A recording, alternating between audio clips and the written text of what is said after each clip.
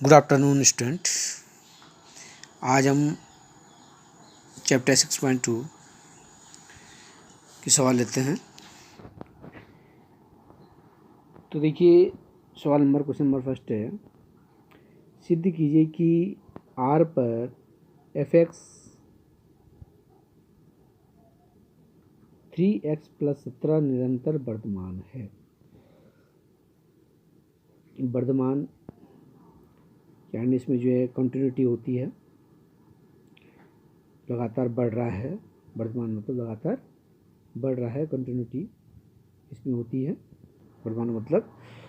तो इस चैप्टर को शुरू करने से पहले हमें केवल ये दो बातें यहाँ पर ध्यान रखनी है। वर्धमान के लिए यानी कि जब निरंतर बढ़ रहा है तो उसके लिए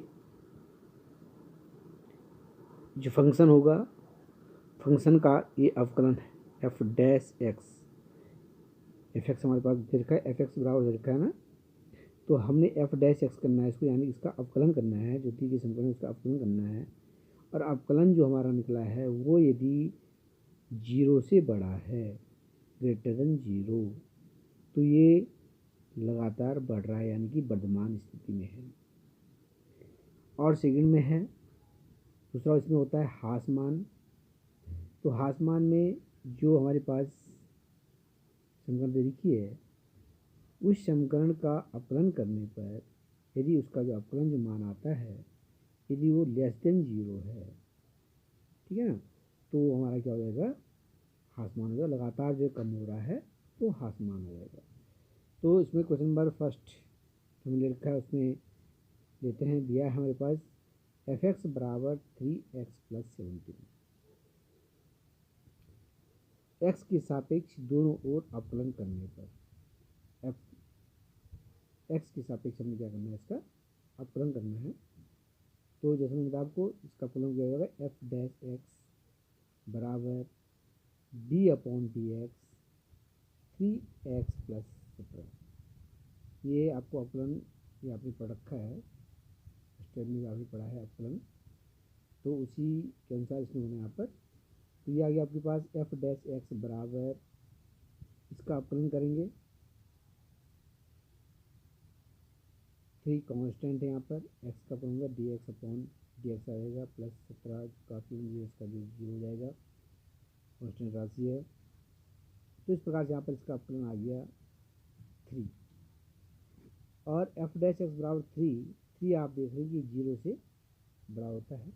तो इस प्रकार से आप इसको कह सकते हैं, ये आपका जो है 3 है ये धनात्मक पोर्शन में आ रहा है, धनात्मक आ रहा है।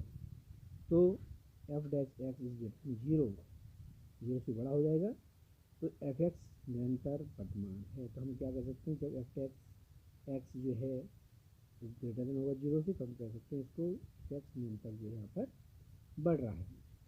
तो ये बढ़ने वाली ये पोजीशन हो गई। अवकलन के लिए जो है d/dx एक्स की पावर n जो हमारे पास होता है सूत्र है, ये बराबर n जो कर लेते हैं n एक्स की पावर n - 1, इसी सूत्र से हमें इसको खोलना है। और हमें सवाल होंगे आपके पास, उनको भी आपने इसी सूत्र से अवकलन करना है। क्वेश्चन नंबर 2 लेते हैं, सिद्ध कीजिए कि r पर एफ एक्स बराबर e⁻²x निरंतर वर्धमान है। इसमें भी आपने वर्धमान निकालना है कि जो है लगातार कंटिन्यूसली ये जो है इंक्रीजिंग हो रहा है, ये बढ़ रहा है। तो हमारे पास दिया है समीकरण एफ एक्स बराबर e⁻²x, एक्स के सापेक्ष अवकलन करने पर एफ डैश एक्स हो जाएगा, सिंपल है, बराबर d/dx e⁻² ले लेंगे। और यहाँ पर आपने पढ़ा होगा ये सूत्र है आपके पास, d/dx e⁻x बराबर होता है e⁻x, तो वही यहाँ पर जो सूत्र जाएगा, तो यह आ गया ये e⁻, इसका अवकलन e⁻²x, लेकिन फिर जो आपके पास घात होती है उसका भी अवकलन करना पड़ता है, तो d/dx 2x, और 2x का अवकलन जो है ये कांस्टेंट है, एक्स का अवकलन जो है बन जाएगा, तो यहाँ पर जाएगा 2। इस प्रकार से बराबर e⁻2x × 2 F dash x F dash x F dash x dash F dash x बराबर 2e⁻2x इज ग्रेटर देन 0। जिसमें जो है ये धनात्मक है, ये क्या है, ये धनात्मक जो होते हैं वो 0 से बड़े होते हैं। तो आप जो है ये धनात्मक आ गया, तो ये आपके पास क्या हो गया, जो आपके पास एफ एक्स है निरंतर वर्तमान। ठीक है, अब हम यहाँ पे क्वेश्चन नंबर 3 लेते हैं। क्वेश्चन नंबर 3 में आपके पास है सिद्ध कीजिए कि एफ एक्स बराबर sin x को से प्रदत्त फलन ये देखा यहाँ पर 0,π/2 में निरंतर वर्तमान है। दिखाना आपने 0,π/2 में निरंतर वर्तमान है। बी वाला देखा है π/2, π में निरंतर आसमान है। 0,π में न तो वर्तमान है न आसमान। 3 स्थिति यहाँ पे दे रखी है, 3 स्थिति हमने यहाँ पे करना है, तो बहुत ही ईजी है। सर्वप्रथम जैसे हमने बता रखा आपको, हमने फंक्शन लेना है, दिया हुआ फंक्शन आपके पास है एफ एक्स बराबर sin एक्स के सापेक्ष अवकलन, सिंपल सा है, हमें एक्स के सापेक्ष अवकलन कर देना है। इसका होता है एफ एक्स बराबर d/dx sin एक्स, जो सूत्र होता है इसका f dash x is equal to minus होता है cos x अवकलन। इसको हम समीकरण नंबर 1 मान लेते हैं, और कोई मान सकते थे, इसको 2-3 निकालेंगे हमने एक साथ, तो इसको हम इसको समीकरण नंबर 1 मान लेते हैं। ये पहला जो सवाल आपके पास है, समीकरण 1 में हमने समीकरण 1 ले रखी है। इस समीकरण में x बराबर 60 डिग्री है। अब देखिए x बराबर 60 डिग्री कैसे है, तो x बराबर 60 डिग्री देख लीजिए, हम यहाँ पर जो है चित्र पे हमारे पास दिया हुआ है 0 to π/2। पहला वाला आपके पास है ये क्वेश्चन 0 और π/2 जो है अंतराल है, अंतराल क्या है 0 और π/2 का अंतराल। तो इसमें हमें बताना है कि ये वर्तमान, तो 0 to π/2 आप जानते हैं यहाँ पर 4 कोऑर्डिनेट होते हैं इसके। फर्स्ट वाला जो पॉजिटिव होता है उसे plus plus minus minus plus और माइनस, तो माइनस माइनस और माइनस प्लस 4 कोऑर्डिनेट होते हैं। ये कोऑर्डिनेट में आपने देखना है यहाँ पर 0 to π/2 हमने ले लिया, तो 0 एंगल से π/2 एंगल, π/2 यानी कि 90, 0 से 90 के बीच में हमने एंगल लेना। तो कहाँ आ रहे हैं आपके पास, ये धनात्मक पोर्शन में, इसमें आ रही है, धनात्मक पोर्शन में आ रहे हैं। तो 0 और पाई के बीच में आप जो है 30 ले लीजिए, 45 ले लीजिए, 60 ले लीजिए, ठीक है। तो ये सब एंगल पता है उसको आप ले सकते हैं यहाँ पर। तो हमने ले लिया यहाँ पर 60, ये पाई 0 और π/2 के बीच में 60 आता है, तो आप 45 भी ले सकते हैं, 30 भी ले सकते हैं। इस प्रकार से हमने यहाँ पर क्या ले लिया, x बराबर 60 ले लिया। तो ये x बराबर 60 से हमने क्या करना है, यहाँ पर x की जगह पर 60 रख देना है समीकरण नंबर 1 में। तो आपके पास एफ डैश एक्स बराबर cos 60 डिग्री, और cos 60 का मान होता है 1/2, दैट इज इक्वल भाग में 0.5 is greater than 0। 0.5 positive integer है, तो इसको जो है 0 से क्या है, ये बड़ा हो गया। तो ये हमारा जो क्या आ गया, धनात्मक। बोलिए कितने आप लिख सकते हैं, ठीक है। तो इस प्रकार से हमारे पास ये सॉल्व हो गया 0,π/2 पर एफ एक्स। हमारे पास क्या है, एफ एक्स, यहाँ पे आप एफ एक्स लिख सकते हैं, एफ एक्स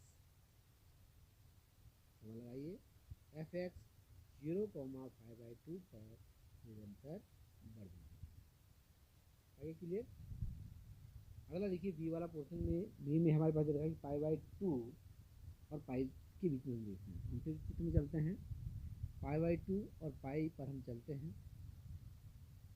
यहाँ पे प्लस माइनस हम सबके पास हैं, प्लस और माइनस में आते हैं, तो इस पे आपने चलना है π/2 और पाई के बीच में, 90 और 180 के बीच में।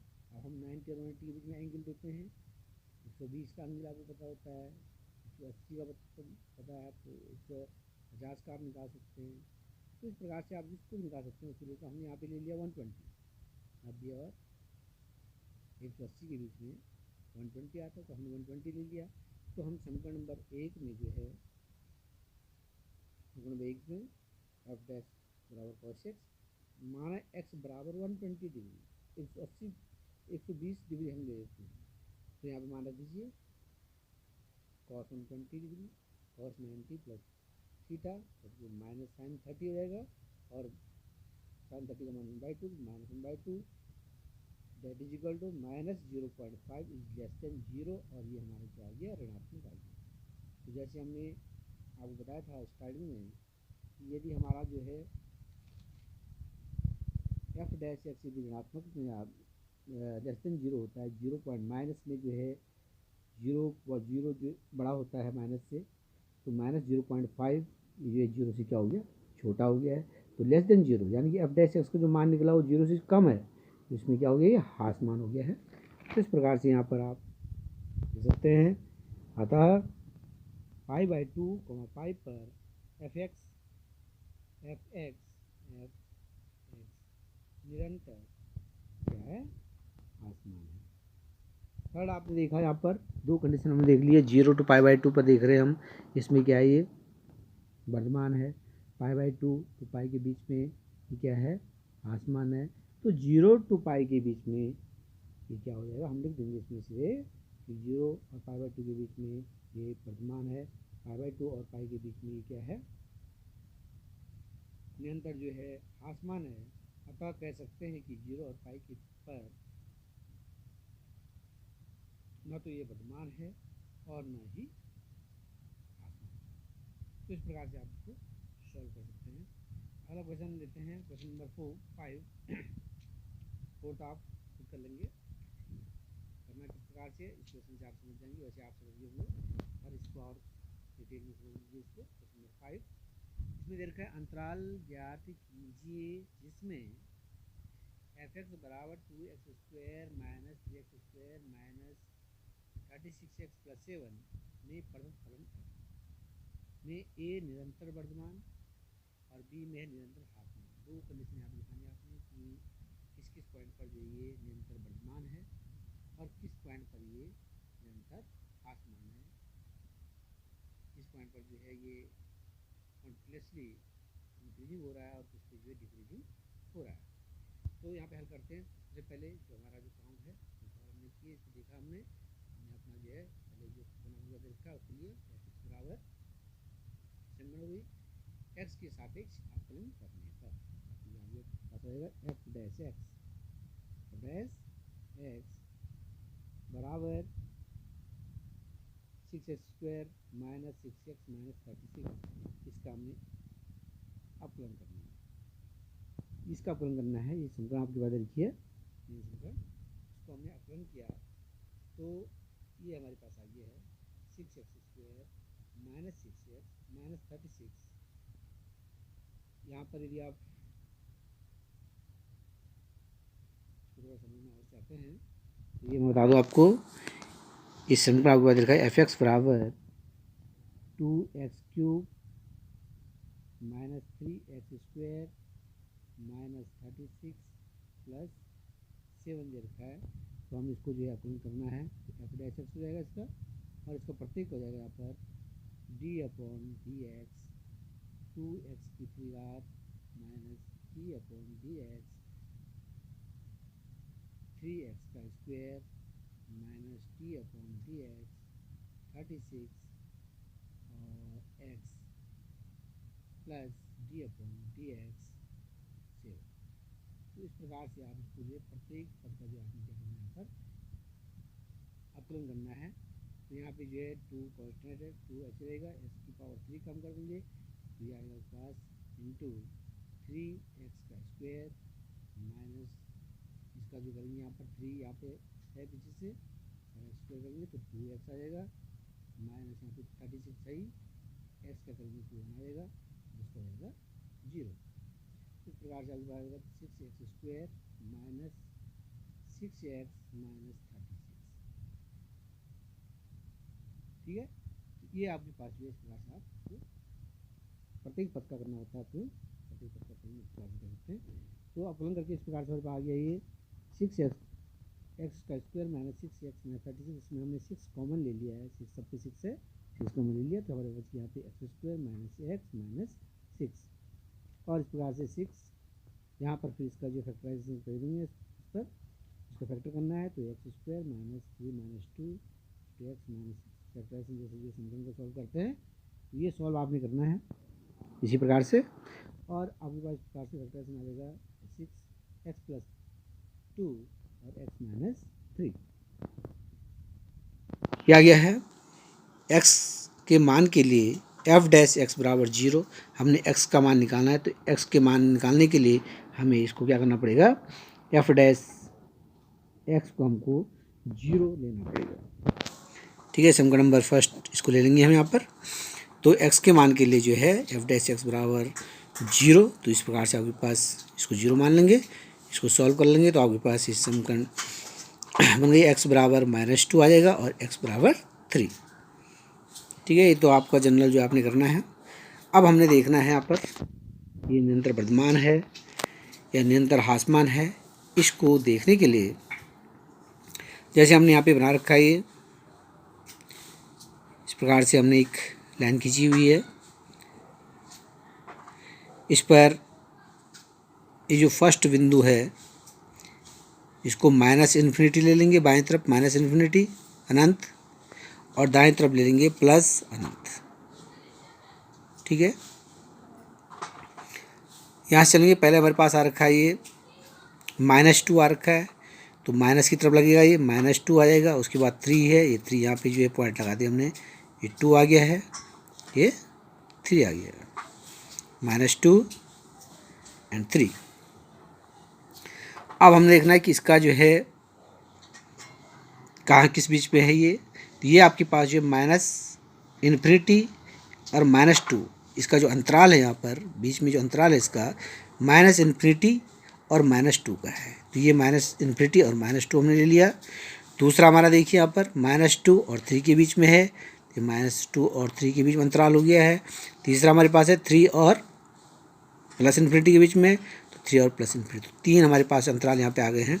तो प्रत्येक अंतराल से आपने ज्ञात करना है, सिंपल सा अंतराल निकालना, जो आपके जो है फैक्टर्स आए हैं, एक्स की जो वैल्यू आई है उसमें आपने रेखा खींचनी है, पहले एक तरफ प्लस इन्फिनिटी लिखेंगे, दूसरी तरफ माइनस इन्फिनिटी लिखेंगे, और जो आपके पास जो है एक्स की वैल्यू आ रखी है उनको आपने लिख दी और अंतराल आपके निकल जाएगा।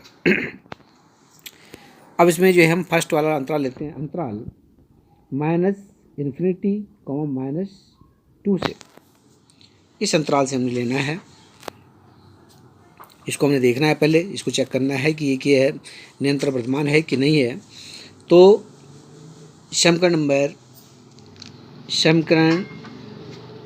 1 से, समीकरण 1 हमारे पास है f डैश x बराबर 6x + 2 x - 3। अब हमने यहाँ पे लिया x - 3 रखने पर, तो कैसे लिया x - 3, तो x - 3 हमने किस प्रकार से लिया है इसको, हम चलते हैं अंतराल पे। अंतराल में हमारे पास है -2 और -इन्फिनिटी के बीच में, या -इन्फिनिटी से -2 के बीच में, तो -2 और -इन्फिनिटी के बीच में, -2 और -इन्फिनिटी के बीच में -3 भी होगा, -4 भी होगा, -5 भी होगा, इसी प्रकार चलता रहेगा। माइनस से छोटे जितने भी अंक हैं और -इन्फिनिटी से बड़े जो अंक हैं कहाँ होंगे, के बीच में स्थित होंगे। तो -2 के बाद क्या आएगा, -3 आएगा, -4 आएगा, -5 आएगा, -4, आप कुछ भी ले सकते हैं। तो हमने तो यहाँ पे ले लिया -3, आप जो कुछ भी ले सकते हैं। तो इस प्रकार से x बराबर -3 रखने पर तो ये x बराबर 6 - 3 + 2 और -3 - 3, 6 बड़ा भी माइनस में होगा और ये माइनस शिफ्ट हो गया, मल्टीप्लाई कर देंगे तो ये माइनस में प्लस रहेगा, 36 आ गया, इज ग्रेटर देन 0 और 36 का जो धनात्मक आ गया यहाँ पर, तो इसे हम कह सकते हैं एफ एक्स, कह सकते हैं एफ एक्स निरंतर वर्धमान है -8, ठीक है। -8, -2 पर यहाँ पर लिख सकते हैं आप -8 माइनस इन्फिनिटी -2 पर एफ एक्स आपके पास है निरंतर वर्धमान। बहुत इजी है। इसके बाद चलते हैं इसका सेकंड पार्ट, सेकंड जो अंतराल है यहाँ पर -2, 3 पर चलते हैं। तो सेकंड अंतराल है -2, 3 से समीकरण 1 से समीकरण ले लेंगे बराबर 6x+2x-3 x बराबर 2 रखने पर, फिर यहाँ पे समझ लीजिए आप चित्र में, अब हमने चलना है 2, हमारा जो आपके पास अंतराल है यहाँ पर 3 और -2 के बीच में है, यानी कि 3 से कम लेना हमने, -2 तक आप कुछ भी लेते इसके बीच में, तो 3 से कम 2, 1, 0, -1 यहाँ तक आप ले सकते हैं। तो कुछ भी आप ले सकते हैं, तीनों में से आप कुछ भी ले सकते हैं। तो हमने ले लिया 2, ये इसके बीच में स्थित है। 2 क्या है, 3 और -2 के बीच में 2 स्थित है। आप 1 भी ले सकते हैं, आप 0 भी ले सकते हैं, आप -1 भी ले सकते हैं, या आप कुछ भी ले सकते हैं, ठीक है ना। तो आप ये ले लीजिए। तो हमने यहाँ पे ले लिया 2, तो x बराबर 2 रखने पर क्या आ गया हमारे पास, x बराबर 2 रखने पर कर दीजिए x बराबर 6, x जगह पर 2 रख दिया, 2 + 2 और 2 - 3, 4 × -1 और 4 से -24 आ गया, इसलिए 0, तो हमारा क्या आ गया, ऋणात्मक आ गया है। तो क्या आएगा, एफ एक्स निरंतर हासमान है। किस पर हासमान है ये, -2, 3 पर एफ एक्स, -2, 3 पर एफ एक्स निरंतर। अगला थर्ड लेते हैं इसमें, जो हमारे पास अंतराल 3 आ रखे हैं। तीसरा अंतराल हमारे पास है 3 और +∞ के बीच में। अब यहाँ पर 3 और +∞ के बीच में लेते हैं। 3 से ऊपर +∞ तक, अनंत तक लेना है। तो 3, 4, 5, 6, 7, बहुत सारे निकल सकते हैं, 4, 5, 6, 7, 8, जो भी आप लेना चाहो इन्फिनिटी के बीच में, तो हज़ारों संख्या हो सकती है। तो हम यहाँ पर लेते हैं x बराबर 4। इस प्रकार से समीकरण नंबर 1 से f डैश x बराबर 6, x+2 x-3 x बराबर 4 रखने पर क्या रख देंगे, x बराबर 4 रखने पर f डैश x बराबर रख दीजिए 6, 4 + 2 4 - 3, 6 × 1 36, और 36 > 0 और ये धनात्मक होगा। तो हम कह सकते हैं कि f डैश x निरंतर वर्धमान है। किस पर है, 3, इन्फिनिटी पर एफ एक्स निरंतर वर्धमान है। तो इस प्रकार से आप इसको कर सकते हैं। ए वाला पॉइंट आपके पास अब है। तो यहाँ पर जो है, क्योंकि 2 आपके पास ए वाला जो है कि वर्धमान वाला देखना हमने किन किन पॉइंटों पर है। तो यहाँ पे 2 आपके पॉइंट ऐसे रखें जिन पर जो है क्या ये वर्धमान है। तो हम लिख सकते हैं -8, -2 यूनियन का चिन्ह लग जाएगा। 2 है हमारे पास, तो दोनों जो है यूनियन में सब आते हैं पर निरंतर वर्धमान है। तो यहाँ पर लिख देंगे एफ एक्स, कौन है, एफ एक्स कॉमा लगा देंगे -8, -2 यूनियन 3, इन्फिनिटी पर निरंतर वर्धमान है। अगला आपके पास है, एक आपके हासमान आ गया है, तो उसमें जो है आप लिख देंगे एफ एक्स, इस प्रकार से आप लिख देंगे कि -f(x) -2, 3 पर अंतराल पर हासमान है। तो बहुत ही इजी प्रश्नावली है और आप इसको आसानी से कर सकते हैं।